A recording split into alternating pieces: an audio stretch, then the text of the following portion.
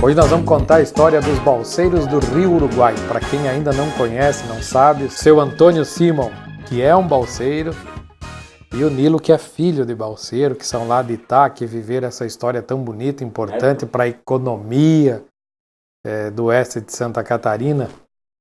O que eram os balseiros, seu Antônio? Trabalhador? Mas faziam o quê? Não, porque a maioria, porque uns tu pegava, nós chegamos a pegar peão no descer, que às vezes vinha um que pedia, levava, né? Mas nós foi as duas últimas do Itá, que nós fomos fechar rosca. Mas daí os colonos, alguns tinham roça, tinha gado, tinha, né? Mas o forte era madeira. Daí agora tem algum cobra. Se vocês tinham deixado essas madeiras, mas pega 70, 80 anos, deixado um cedro, estava tudo podre, né? O cedro é muito semelhante ao ser humano, né? Ele nasce, cresce, se reproduz e morre. Uhum. Por isso que aquele exemplar que eu tenho lá embaixo do telhado, ele é o que ficou daquela vez. E ele já tinha morrido no mato, não foi abatido. Sim. Então eu tive que extrair ele do mato e pôr embaixo do telhado para ele permanecer naquilo. Então você sabia qual era a madeira que poderia tirar para levar no rio para fazer a balsa? Por causa do peso, vamos dizer assim. O balseiro tinha que ter... Mas estragado, que isso lá chamava de ardido. O ardido em alemão dizia... Mas o que eram os balseiros, Nilo? O balseiro eram as pessoas que vieram no Itá. Como não tinha outra coisa, outro meio de ganhar economia para a nossa região, então eles imaginam exportar madeira. Bom, sabia-se que lá em... Nós estamos falando de 100 anos atrás. Essa história é centenária, né? Então sabia-se que lá em Santo Tomé, argentinos e ingleses compravam madeira. Bom, de Itá a Santo Tomé distanciava 580 quilômetros. Então isso era uma viagem relativamente longa. O que então eles fazem? Começam vamos dizer, acontece o que no Itá até então? O chamado escambo. O escambo é aquela história que eu negocio contigo, entre compadre, entre irmãos, vizinho e tal. Só que a tendência entre o escambo é de ambos definharem. Nós temos assim um exemplo muito claro que eu sempre falo. Antigamente a mãe dizia, nós temos que pegar um galo de uma granja do vizinho para não definhar as galinhas, porque automaticamente se tu continuasse com as mesmas galinhas, você ia cada ano diminuindo o peso delas. Então isso seria mais ou menos... Então vamos dizer assim, eles imaginam exportar madeira e trazer riquezas de outra região para nós, né? Isso era o objetivo deles. E aí isso começa, por exemplo, nos anos 20, quando o João Simon vem morar em Itá. Então ele faz uma expedição, ele vai para o Rio Uruguai, vai conhecer o rio, e na volta ele fala assim, de fato podemos levar madeira.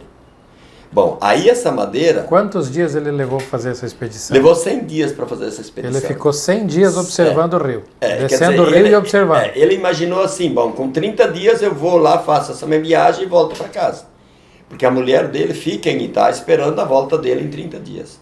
Mas ela com os filhos... ela com os filhos, morando... Vivendo no mato? Vivendo no mato, habitar da onça, quer dizer, tudo isso era Itá, né? Por isso que assim, na boca da noite o pessoal geralmente se recuava, se retraía e ia para casa, ia para dentro de casa, né? Então assim, ele volta dessa expedição? Ele volta de lá com 100 dias, porque ele teve que esperar 100 dias para ver um ponto diferente do Rio Uruguai, que é o chamado Salto de Ucumã. Em indígena, Salto de Ucumã significa Rio que ronca. Bom, a resposta que ele traz de lá é que, de fato, o rio precisava de uma enchente, né, de uma certa altura, para transpor o salto. Ele mede essa enchente que atingia o Rio Uruguai naquele momento, em Itá dava 8 metros. Então 8 metros foi chamado o ponto de balsa. Que, de fato, 8 metros tinha que ser uma referência para eles. Para descer as balsas. Para descer o rio. Porque daí, com 8 metros, pegando essa enchente, vai descendo. Chegando lá no salto, passaria por cima daquele rochedo todo, né? Então esse era o chamado ponto de balsa. Então, primeiro momento, eles medem a altura do rio, conclui essa frase. Aí eles vão ter que descobrir as madeiras que se prestam para isso. Temos várias madeiras no Itá, na região toda, que eram muito pesadas, são mais densas que a água, quer dizer, com essa madeira, sem sucesso nenhum. Então, o cedro pesa 700 kg cúbicos. Então, o cedro permitia fazer essa embarcação e ser tripulada. Porque a velocidade da água é o que conduzia a embarcação. Mas eles têm os lemes para deslocar dos perigos. Por isso que o prático, ele era realmente o cara nessa história. Quem que era o prático? Era uma pessoa que conhecia o rio. Vamos dizer, como João Simon faz essa primeira expedição, ele é o primeiro prático do Rio Uruguai. Como a primeira viagem ele leva os peões junto, ou quer dizer, os subordinados a ele, esses já começam a conhecer o rio. Então, vamos dizer, dali vai surgindo os novos práticos nessa história. Então era o cara que ia na frente da balsa. Ele comanda isso. Ele vai em cima da balsa. Então ele tem os quatro. Mas vamos voltar na história. O que é a balsa? A balsa é um aglomerado de madeiras. Derruba a tora no mato. Rola pro rio. Rola pro rio. Amarra no rio com cipó e coisa. Faz uma vai amarrando uma na outra. Tipo uma jangada. É, uma jangada. Só que nós estamos falando em quantos metros de largura? Bom, aproximadamente de 10, 12 ou 15 metros. Que aí tu tem que ter essas travessas em cima. E quanto de comprimento? Dependia, vamos dizer, da extração da madeira. Que se nesse verão, vamos dizer, a turma que estava nesse grupo trabalhando, que tem dias que o serviço rende mais, que, né? Então se nesse ano rendesse mais, automaticamente ela era maior, mais comprida. Isso chegava a 100 metros? Ou 100, vamos dizer assim, tu tendo 10 pelotões, tu já tem 100 metros, quer dizer, às vezes tu tinha 200 metros. Às vezes tu tinha 200 metros. Então tu imagina o salsichão que está descendo do rio. Era um jangadão. E isso era... E os peão em cima. E tem que deslocar nos perigos. Na enchente. Com chuva. Frio, geada. Que normalmente era a época de setembro, outubro? Época da enchente. Às vezes dava São Pedro, Então, assim, era um momento ímpar para a comunidade do Itá e da região toda. Quer dizer, todo o Vale do Uruguai faz isso. Então, vamos dizer, começa para baixo do estreito. Era uma jangada atrás da outra? Tipo assim, até o pessoal às vezes me pergunta, mas isso não batia? Mas não batia porque era a velocidade da água, quer dizer, ela conduzia uma igual a outra, então não tinha como tu bater uma na outra. Então esse era o jeito, mas isso é que trazia o dinheiro de volta. Olha, se nós fizermos hoje... Então eles desciam o rio 580 quilômetros. Pelas curvas do rio. Pelas curvas do rio Uruguai. Para atingir Santo Tomé. Passavam o salto do Yucumã, porque era cheia. Sim, e ia indo até vendiam a madeira lá embaixo. Isso. E subiam de trem? Aí vem, por exemplo, põe esse dinheiro. Nós a última viemos de ônibus. A última foi de ônibus. Começa a ser mais sofisticado, mas no começo de fato era trem. No começo era trem. Então esse trem, por exemplo, ele vem de São Borja, Santa Maria. Então os balseiros fizeram um negócio lá em Santo Tomé, põe esse dinheiro todo, essa riqueza toda, numa mala de garupa, que o gaúcho conhece bem, né? Põe no ombro e vem embora. Então eles vêm São Borja, Santa Maria, né? Carazinho, Passo Fundo, Getúlio, Gaurama, Marcelina, de Jacape, Santa Catarina ali, né? Então os nossos descem em Gaurama. Vão de Gaurama até Itá, são 90 quilômetros. Esses 90 quilômetros, eles caminham 2 dias. Eles pernoitam 2 noites no mato, com toda essa riqueza junto. A pé. A pé. Porque de Itá a Erechim era um careiro de mula. E ainda com aqueles buracos todos, quer dizer, a mula não podia nem trotear, que ela tem que respeitar, senão ela tropeça. Então eles não valia a pena imaginar, chamar cavalo, mula do Itá, porque daí eles estariam, um tem que vir na frente. Então, de fato, isso tudo ocorria. E isso faz com que a região toda lá prospere. Então, vamos dizer assim, logo em seguida também o senhor que em Gaurama, veja bem, a Lucerosa que colonizou a nossa região, ela colonizou do Jacutinga até Teotônia, aqui perto de Chapecó. Ela tinha sede da colonizadora em Porto Alegre. Ela coloca uma filial em Gaurama. Quando os balseiros vêm de lá de baixo, quando eles descem do trem, em frente deles, mais ou menos que nem o senhor está sentado na minha frente, tem o escritório da Lucerosa. Então você poderia ir lá e comprar uma colônia de terra deles lá. Então muitas vezes acontecia o quê? Vamos dizer, nós 3 aqui, hoje é a vez de nós pagarmos a colônia para ele, porque nós 2 vamos ajudar ele. Bom, na próxima viagem nós vamos comprar a tua. Quer dizer, isso tudo no fio do bigode. E esse dinheiro era distribuído entre todos os que trabalhavam. Sim. O peão ganhava pago, né? Sim, o peão ganhava por dia de trabalho. Que eram os que cortavam a árvore, serravam, ou os que faziam cipó, amarravam. Também, ia tudo no mato, não era só empregado. Ia, todo mundo trabalhava e todo mundo ganhava. Todo mundo ganhava. Agora, seu Antônio, depois nós vamos continuar ali. O que você comia em cima da balsa? Nós comia polenta, risoto, feijão, charque. Fazia o fogo ali em cima mesmo? Fazia um quadrado assim de madeira, enchia de terra, aí pregava 2 ripas assim no lado e esprego, daí dava uma varinha, pendurava a panela ali e cozinhava. Eu fui as 2 viagens, cozinheiro, mas tinha também ajuda. E tinha que fazer a polenta em cima da balsa e fazia... Mas claro, andando, como é que vai? Não tinha parar. Parava à noite para dormir? A última sim, mas a primeira só uma noite que... Se a enchente fosse apertada quer dizer, tipo assim, não tem muita água na retaguarda vindo, então eles não podem parar. Não paravam, Então eles têm tocavam que ir. durante a noite. Muitas vezes, bom, ele foi cozinheiro, muitas vezes o cara trocava o lugar do sal com açúcar. Então quando o cozinheiro achava que estava botando sal na polenta, estava pondo açúcar. Essas eram as brincadeiras. Essas eram as brincadeiras de mau gosto. Era a forma de passar o tempo em cima da balsa. Então, quer dizer, o cara lá preocupado em ter feito uma polenta de qualidade, de repente tem uma polenta. Quantos dias ficavam em cima da balsa, assim, descendo o rio? Isso era normal, eu acho que a última nós ficamos 7 dias, que fomos tudo à noite ao Gaio. Você já compreendeu o que é o Gaio? Tudo à noite amarrava. Sim, Não dormia à noite e deixava a balsa descer o rio durante o dia. Sobrando, né? Daí não precisava ir de noite. Daí encostava num remanso e deixava durante a noite a balsa ali. Amarrava lá num pau, né? E se tava pouca água, descia direto. Tinha que ser. A primeira era pouco só. Amaremos de noite antes de embocar no salto, porque o salto era arriscado entrar de noite. Sim, era arriscado de dia. O maior perigo era o que, seu Antônio? Aqui, eu Do que o senhor tinha medo, assim, na balsa? Mas eu não tinha medo, não sei, eu falei hoje já não. Para mim era tudo fácil na minha vida. Mesmo quando passava lá o salto, as ondulações? Eu olhava quando a última arrebentou uma grápia, compramos do tio dele.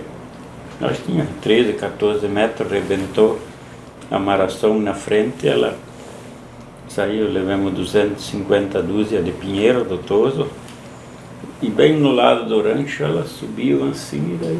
Pensa, o cipó arrebentou na frente, ela enfiou a cara lá no fundo nas rochas, se escorou para trás e daí furou fora do rancho, do lado assim para cima. Se pega embaixo... Aí ele disse que não passou medo, mas de fato é assim, né? Então, vamos dizer assim, o pessoal vivia, essa era a vida. Mas aí aquela tora ficou atravessada e foi embora. Não, de pé. Se perdeu na tora, essa foi. Essa ficou, não. Essa foi, só que ela podia, se ela despeta alguém ali naquele Embaixo, momento. né?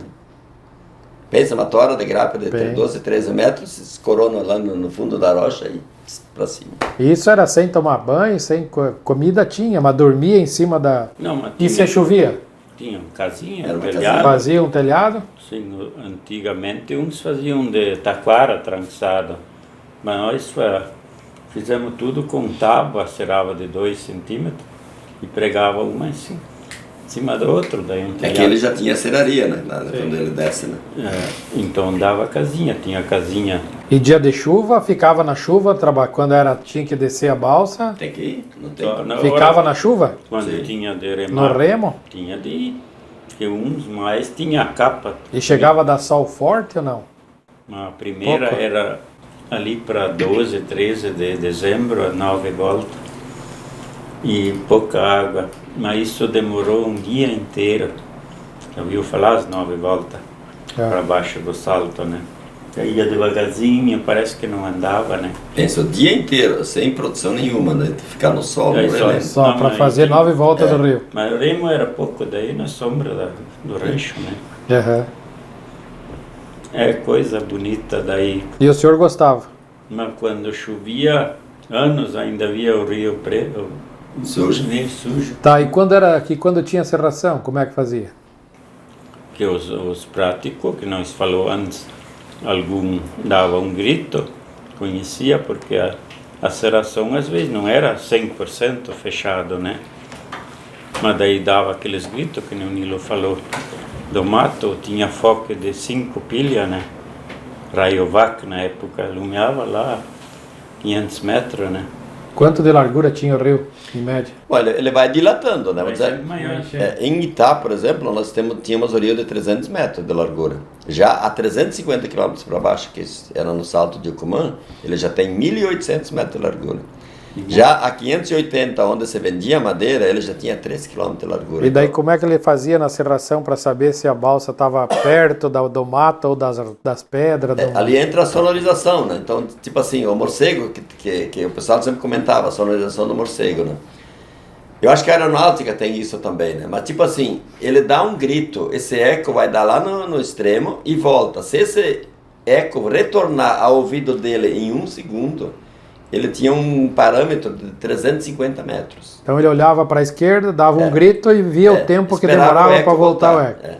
Depois ele olhava para a direita, Grita para cá. então ele sabia se ele estava mais para cá ou Ele mais para tem lá. que se descobrir qual é o ponto estratégico que a balsa estava naquele momento. E daí ele conduz Daí para ele os remadores. grita para os subordinados dele qual é o lado que eles têm que remar. Se ele gritasse, por exemplo, Corrientes, então Corrientes para os 8 remadores significaria remar a frente para a Argentina e a traseira tem que remar para o Brasil. Desse jeito que eles deslocam. Eles iam organizando a balsa. Porque quando você fala, por exemplo, em 500 cúbicos de madeira, vamos dizer, 500, 700 quilos pesa cada cúbico. Então 5 vezes 7 é 35. Aí são 350 mil quilos. Então isso não era pouca coisa para Sim, nós estamos falando em mais de 100 toras amarradas uma na outra, né? Então, de fato, isso é peso, né? Então, de fato, os caras não... já tinha lancha, tu viu, no Goiânia, nós fizemos barca, mas balsa, né? Tinha lancha, mais poderoso já tinha lancha. É a história das lanchas, por exemplo, ela começa rápido no Goiânia pelo fato assim, vamos dizer assim, Itá, a região toda montanhosa, todo o Vale do Uruguai, é chamada terras férteis. Bom, nas terras férteis tínhamos cedro. O pinheiro está no plano, terra ácida. Então não teve nenhum, nem italiano nem alemão que viesse do sul, que pegasse terras ácidas. Entendeu? Sempre foram para os moros. Bom, no plano então temos pinheiro. Chapecó, essa região toda tem pinheiro, todo plano tem pinheiro. O pinheiro pesa 1000 quilos ao cúbico. Então se tu lançar um pinheiro à água, dificilmente ele vai ficar na flor, mas se tu vai em cima ele afunda. Bom, então é impossível. Então o que Chapecó faz? Cera primeiro, lança a água depois de seco. Deixa secar Só que daí o pinheiro novamente ele encharca. Encharcando ele vai afundando cada dia mais fundo. Quando descesse uma do Itá, vamos dizer, do Barro do Vale, da Borboleta, da linha cima, nessa região toda aqui do Itá, lá no Goiôen eles gritam para acolherar. Quer dizer, significa o quê? De duas fazer uma. Ou seja, o cedro puxar de pinheiro. Então essas fotos que eu tenho lá de 80 anos atrás prova esse fato, entendeu? Isso é real. Porque entre os balseiros, não importa se se conhecesse ou não, tinha se visto ou não, mas trabalhando em balsas era tudo companheiro. Olha esse detalhe também. Um ajudava o outro. Um ajudava o outro. Bom, como Chapecó então era dependente da história do cedro, e eles tinham muito pinheiro, então Chapecó logo entra, logo em seguida, claro que os madeireiros de Chapecó eram fortes, eles já entram com lancha puxando as de pinheiro para baixo. As lanchas eram barcos. Já com motorizada aqui. Com motor. Então isso acelerava o processo. Então não se vai pela velocidade da água. Você já tem uma máquina impulsionando a velocidade. A maioria tinha um motor de um caminhão, né? Uma força constante, né? E era o que sustentava a nossa região há 100 anos atrás. Dessa história começa há 100 anos. E isso que deu essa qualidade de vida que nós temos hoje. Quando que foi a última balsa? 67. 67. Agora em setembro fez 52 anos. Então de 20 a 67. Foram 47 anos que os balseiros trabalharam no Uruguai.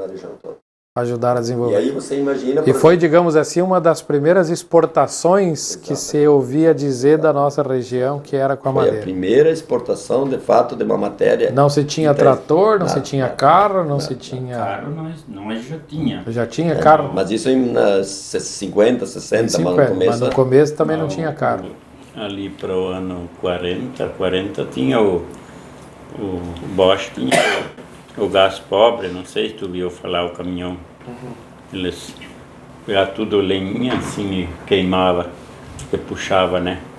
Pensa a tecnologia que tinha já. O senhor tem saudade do tempo de balseiro, senhor Antônio? Mas como que não? O que era bom da vida de balseiro? Mas não, A forma como se vivia?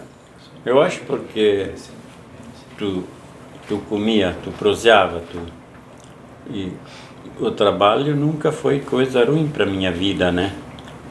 Eu saí de casa com 11 anos, que os pais eram desquitados, né? E isso eu odeio hoje, quando os de menor não podem trabalhar. O senhor vai fazer 80 anos no ano que vem. No centenário do 2020, no centenário dos balseiros, o senhor está completando 80 anos. Eu estou ali ainda, não sei, eu acho que sim. Sim, né? Imagina, você não com essa força aí, né? Se o senhor pudesse voltar no tempo, seria balseiro de novo.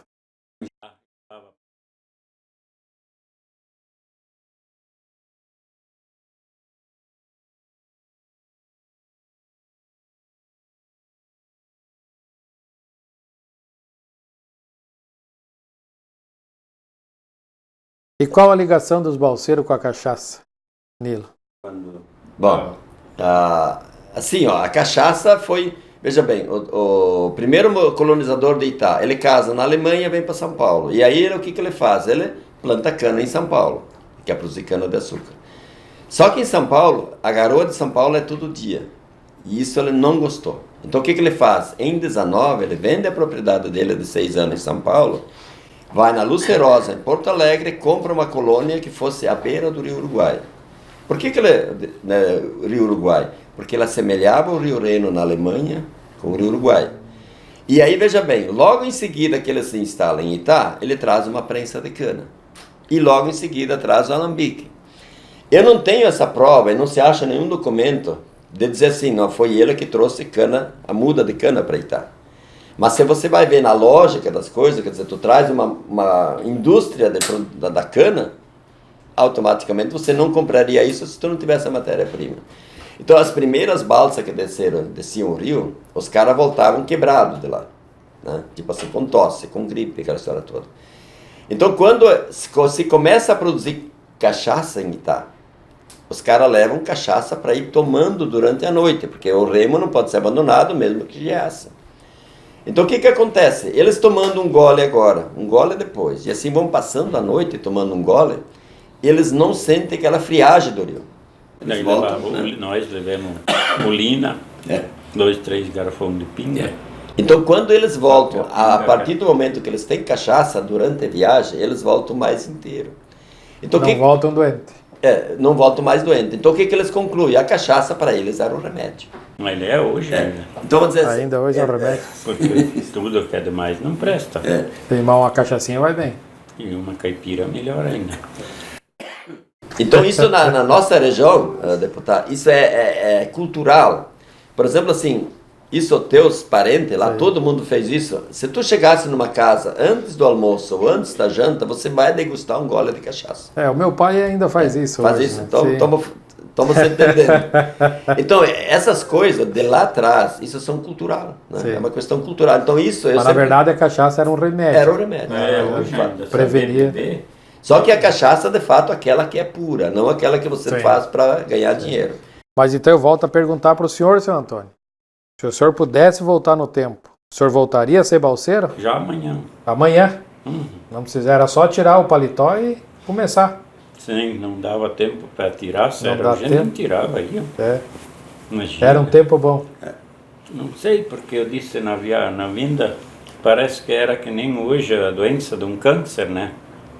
Porque eu calculo que eu já viajei umas com o pai, quando eu estava naquela coisa ainda que o pai tinha, eu acho, 60 viagens, né? Falecido pai. Mas e quando chovia, que o Uruguai sujava, dava aquela angústia de parece que parece que tinha alguém que convidava.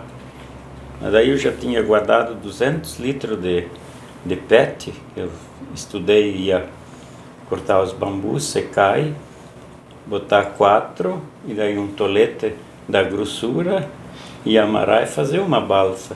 Mas daí fiquei doente, enfim, mandei. Essa história da balsa, até que nem agora temos o Recanto dos Balseiros, lá que tem o Museu dos Balseiros, toda essa história. Essa tese de uma hora nós conseguir fazer uma balsinha e botar na água e dar uma volta com os balseiros em cima do lago de Itá, sabe? Não precisa ser balseiro, pode ser. Mas tipo assim, botar esses... que temos 21 vivos ainda hoje nessa história de Itá. E botar esses caras em cima, mesmo que acionasse a motor, mas que desse uma volta em cima da... Quer dizer, isso de fato... E o que te levou a montar o Museu dos Balseiros em Itá? Bom, eu não... Sabe, essa resposta, assim, às vezes eu me pergunto para mim também. Só que assim, ó... Tu quer manter essa história que foi importante para a região, para a tua família? Essa história que estava adormecida, essa coisa me incomodava, sabe? Eu visualizava, assim, que... Vamos dizer, é muita história que nós tínhamos lá para deixar morrer, assim. Então, de fato, assim, 2007, quando eu me formei, eu bacharel em turismo, então eu imaginei, assim, se... Ou eu vou... Bom, tu quer ficar numa área do turismo, ou tu vai trabalhar de empregado, ou tu cria um nicho para isso. E aí, essas fotos, vamos dizer, fotos de 100 anos que a gente tem lá. Vamos dizer, isso começa, de fato, a mostrar uma característica lá atrás do museu. Daí o povo... Só que eu, de fato, não imaginava, vamos dizer assim, que tinha tantas histórias, de fato, vamos dizer assim, que nem eles me ajudam. Vamos dizer assim, o senhor participou esse dia do 7º encontro lá, quer dizer, eu não imaginava que em 7 anos de contato com o povo já tinha esse público todo lá, vamos dizer, essa história toda. Então, vamos dizer assim, às vezes, de fato, as coisas te surpreendem positivamente. O que tu tem nesse museu? Bom, aí temos N coisas. Primeiro, assim, o que eu acho mais importante é a cara dos balseiros. Por isso que eles estão lá naturais, sabe? De fato, como eles são. Tu tem as fotos dos balseiros. Mas tu não passou lá na parede olhar? Passei. Sim, ele sabe. O senhor tem peças lá? Temos todo o equipamento que o pessoal lidou naquela época. Réplica. São réplicas, vamos dizer assim. Réplica de balsa, réplica de aquela casa. balsinha lá, inclusive, é um retrato do resgate histórico de Itá. Que uma professora trabalhou a história da história do Itá Balseiros. Aí então os pais e os alunos foram pegar esse material no mato, cipó e a madeira. Esse foi um dos balseiros que eu levei lá. Então, no primeiro momento, eles explicaram para os alunos como é que se faz uma balsa. E aí, no fim, todo mundo botou a mão na massa. E essa balsinha, então, depois eu levo lá no museu. E aí, hoje, eu tenho alunos que descem lá e perguntam assim, onde é que está a nossa balsa? Essa foi a maior conquista que eu consegui, levando ela para baixo. Você sendo o criador do museu, o cara que hoje conta a história dos balseiros, vindo de uma família de balseiros, o que tu sente? Uma vontade de ter sido balseiro? Exatamente. Eu sinto assim aquela... Às vezes chora. Tu queria ter vivido a experiência de ser um balseiro? Eu queria ter viajado. Com teu pai, assim como o seu Antônio viajou? E o senhor voltaria a ser balseiro? Mas, Ou seja, o Noel Guarani criou a música que eternizou a história dos balseiros, né? Balseiros do Rio Uruguai. Você está eternizando a parte viva, com as peças, os equipamentos, as fotos dos balseiros, está contando a história tudo, né? dos bois que puxavam as toras até o rio. Qual tu tem lá ou não? Eu tenho aquele do Fabrício. Tu sabe que quando eu vim para cá e a Assembleia decidiu fazer uma homenagem, cada ano se escolhe alguém para se homenagear. E eu decidi homenagear os balseiros porque muitas pessoas em Santa Catarina, principalmente aqui no litoral, não sabem da história dos balseiros, que existiram os balseiros. E muita gente no nosso oeste do estado não sabem a importância que os balseiros tiveram para o desenvolvimento da nossa região há 80 anos atrás, há 60 anos atrás, há 30 anos atrás, né? Porque ainda nós estamos vivendo resultados daquilo, né? Por isso que eu quero agradecer a vocês, parabenizar por estarem aqui, agradecer muito por estarem aqui. Quero presenteá-los com uma xícara do nosso gabinete em homenagem aos balseiros do Rio Uruguai, para vocês ter com vocês lá. Seu Antônio, o senhor que agora veio ver um rio aqui que é maior do que o Uruguai, né? Porque o Uruguai tinha 1.800 metros Muito obrigado. de largura e aqui tem mais. Deputado, eu tenho que agradecer, que eu falei antes, a tua força de dar um valor para o nosso. Então, isso Que coisa boa. é um orgulho. Que bom poder homenagear vocês, reconhecer vocês e aprender com vocês, né? Depois que está morto, não adianta, né? Eu não sinto mais nada. Pois não adianta dar nome de rua, nem de praça, nem de nada, né? O importante é faz algum agora. filho que gostou do pai ou do nono, né? Mas daí que nem a minha mulher disse, eu quero ter as flores enquanto que eu estou vivo, depois de morto, não sei se eu vou enxergar. Então eu disse, vou enxergar, mas não veio pai, não veio irmão, irmã, tio, avô, ninguém veio dizer se é diferente lá, o mais bonito. Só que nem aquela canção que ninguém atira mais pedra no meu telhado, não atira no meu cachorro, na minha árvore, né? Então aquela é legal, né? Manilo, muito obrigado por nos contar a história. Obrigado, tá? Parabéns pelo museu, seu Antônio. Parabéns por ter sido balseiro. E parabéns pelo valor que o senhor dá. Muito obrigado. Isso Que coisa boa. é poético.